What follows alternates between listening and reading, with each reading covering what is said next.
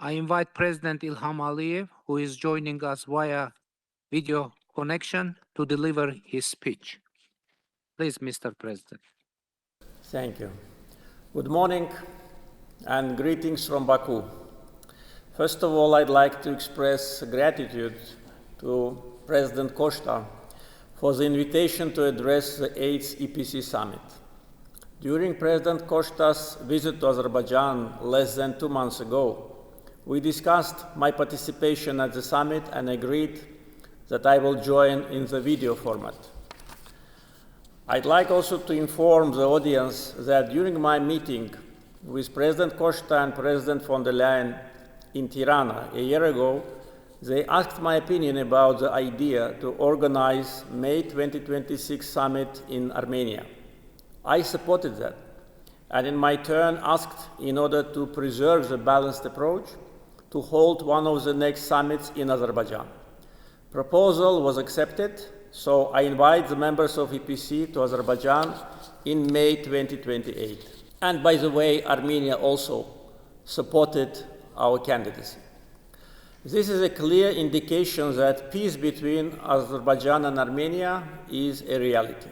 We live in peace for only 9 months, and we are learning to live in peace. Last August in Washington, in the White House, leaders of Armenia and Azerbaijan signed a joint declaration. President Trump, as it was already mentioned, signed it also as a witness.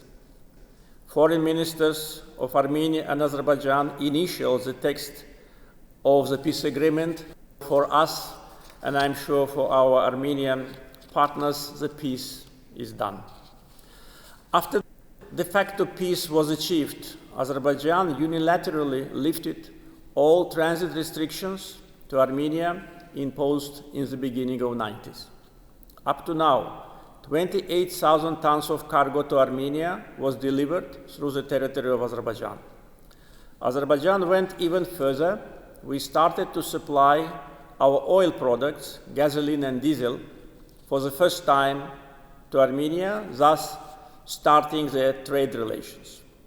So far, 12,000 tons of our oil products have been exported to Armenia. Another achievement of peace is connectivity. Trump Route for International Peace and Prosperity will connect Azerbaijan with its exclave, Nakhchivan. Along with that, this route will be part of the Middle Corridor. Both Armenia and Azerbaijan already see the practical benefits of peace. Using this opportunity, I'd like to express gratitude to the European Commission for its position on Armenia-Azerbaijan peace process. But unfortunately, not all the European institutions demonstrate the same approach.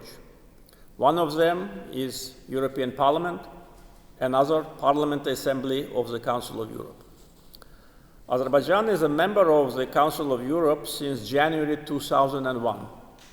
By the way, I, then head of Azerbaijani delegation, as a member of parliament, was one of the active members of PASE.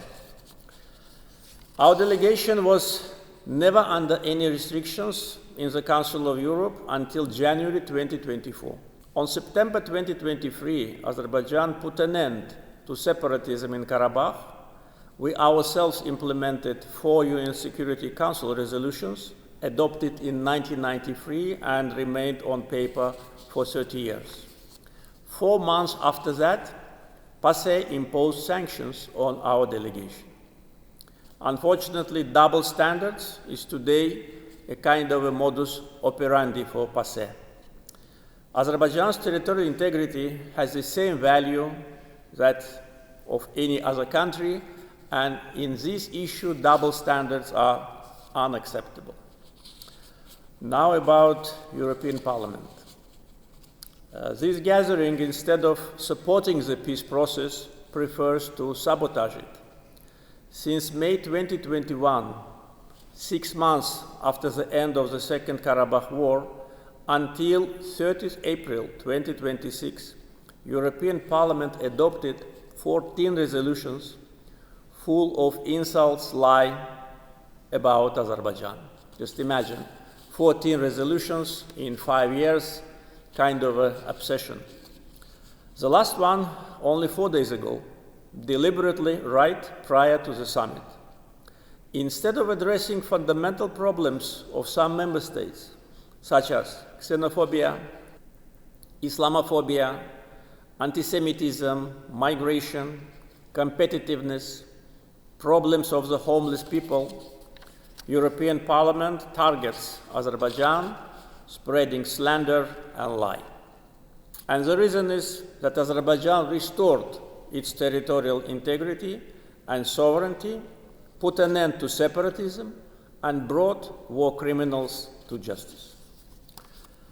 In response, Parliament of Azerbaijan on May 1st decided officially to suspend cooperation with the European Parliament in all areas, cease participation in the activities of the EU-Azerbaijan Parliamentary Cooperation Committee, and initiate the procedures for termination of membership in the Euronest Parliamentary Assembly.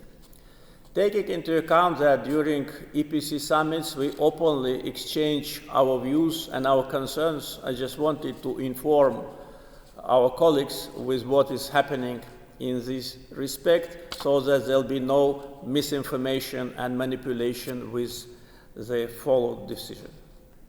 In conclusion, I'd like to congratulate Prime Minister Pashinyan with EPC summit in Armenia and say that despite all the efforts of those who want to hinder the process, Azerbaijan is committed to peace agenda, and the remarks of my Armenian colleague clearly demonstrate that. I wish the summit success. Thank you. Thank you, Mr. President.